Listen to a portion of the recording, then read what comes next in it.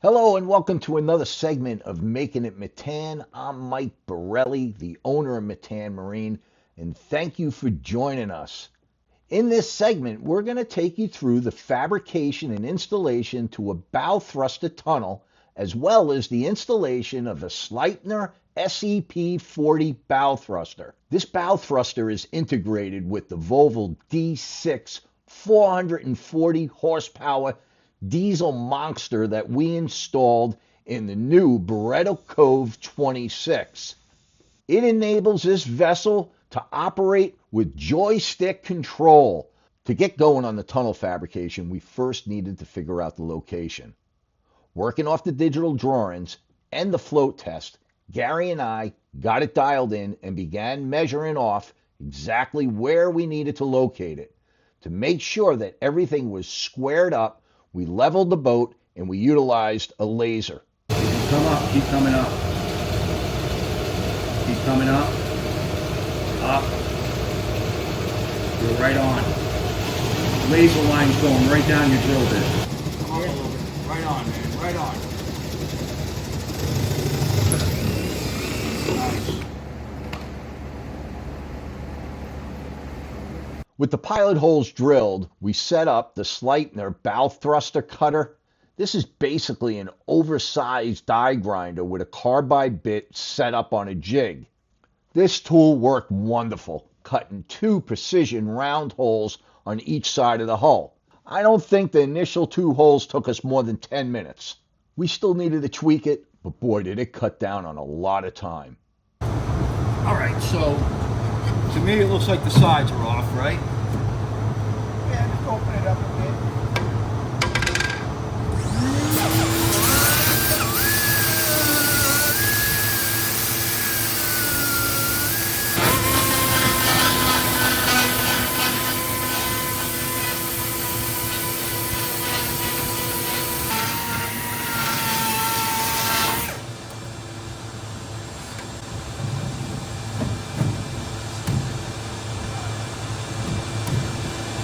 With the tunnel fitted, it now needs to be cut down to size.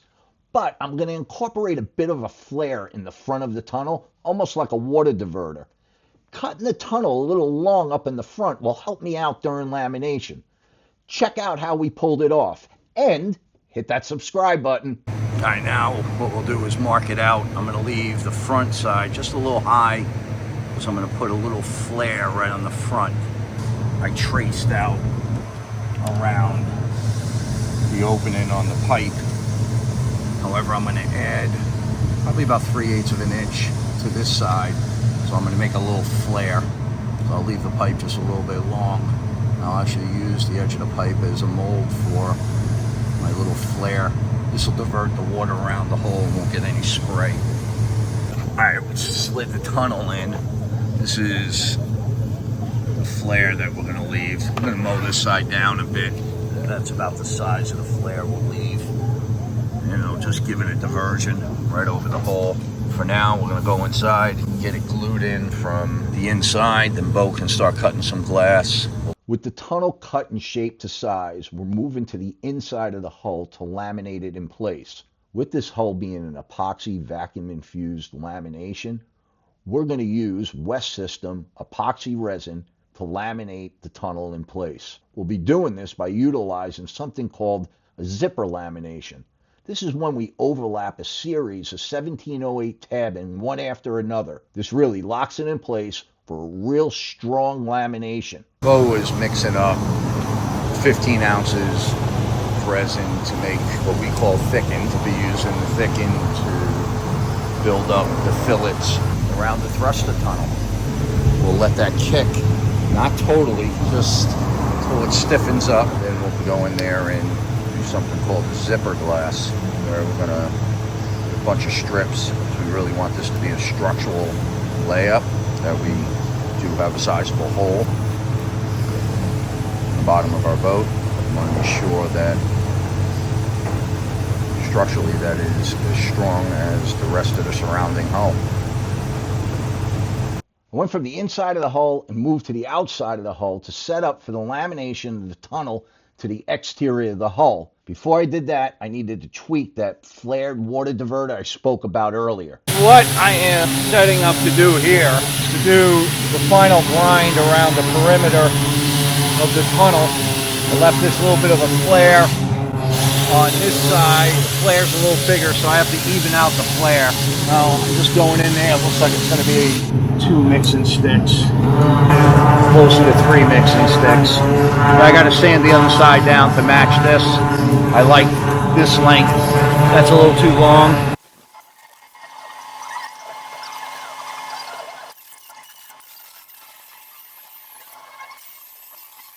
I ground down the front of the tunnel to the height that I wanted it on each side. From there, I needed to grind out the perimeter to set up for the lamination. Now, with this hull being vacuum infused, it's thin. It's wicked strong, but it's thin. So the taper that I need to grind out isn't all that much, maybe about 2.5 inches around the perimeter.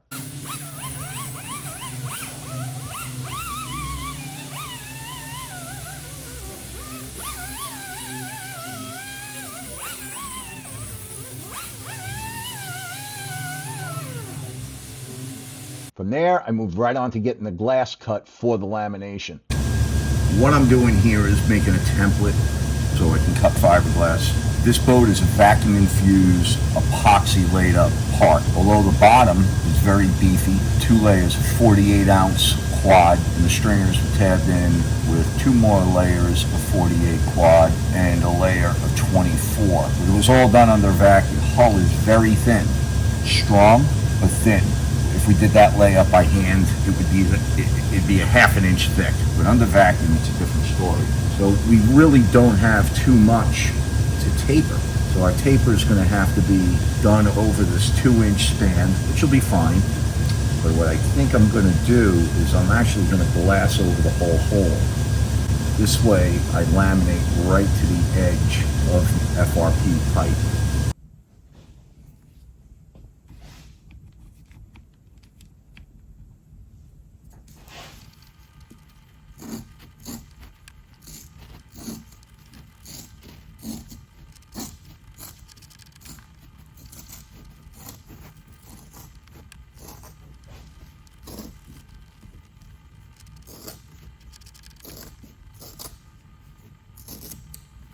What you're missing for out of camera shot is a wet out 2 layers of laminate, 1 layer 1708, 1 layer 24 ounce biaxial.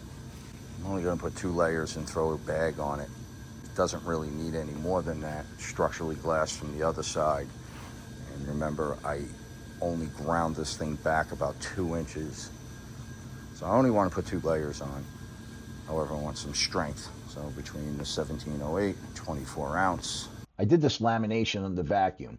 I hand laid up the parts and then threw a bag on it. This does 2 things for me.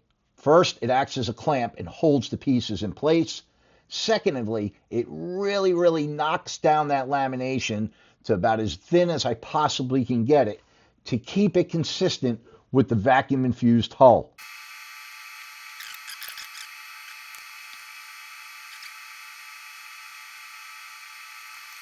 Well, I ran out of storage and I had to keep going. Got the laminate on and put it under the vacuum bag. Now I can walk away knowing that everything's being held up in place. Tomorrow I gotta just come in, roughen it up, give it a couple of skims of fairing compound, dial it in. With the layup dry, I moved right on to fairing. But there really wasn't that much to do, that the layup was really spot on. I just took the bag material off. I'm gonna hit this. It's really super close. Well, sanding isn't the most exciting thing to watch. However, I've gone through 3 stages of sanding here. I first blocked it down with Jitterbug shortboard with 36. I then went into a DA with 36 and then went to Old Faithful.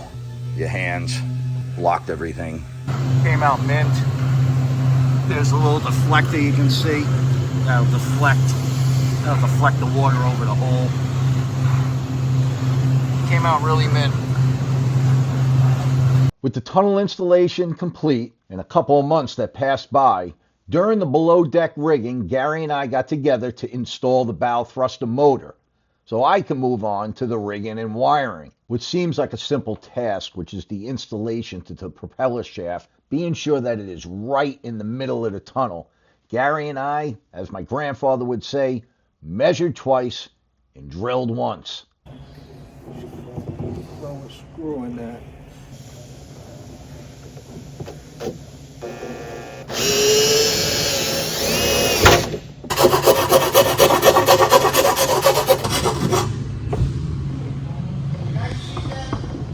All right, what we're gonna do is just go dry fit this.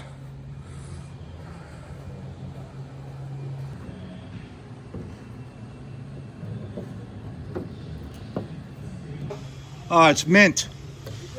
Mint. Oh, it's like even on top, side, everything. It's perfect. With the shaft spot on, Gary and I teamed up, installed the motor, leaving me alone to finish the wiring and the rigging. And this is the final result of our Sleipner bow thruster installation. I'm Mike Borelli. Thank you for joining us. And if you want to check out some more of our builds, click right here. You want to check out some of our restorations? Click right here. If you want to check out our paintwork, click right here. You want to check out our fiberglass repairs? Click right here. Or you want to check out all our work? Go to our channel and please hit the subscribe button. See you soon.